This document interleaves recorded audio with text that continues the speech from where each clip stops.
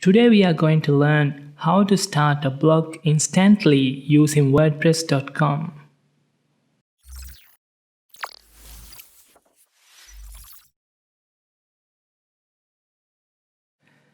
While you are on your home page, click My Site on the top left corner to open the admin panel. Go to Appearance and select Menu. Click the pencil icon next to the primary menu to open the menu customization. Go to Add Items and select Categories. Click the category you want to add to the menu, save changes and close the customization panel.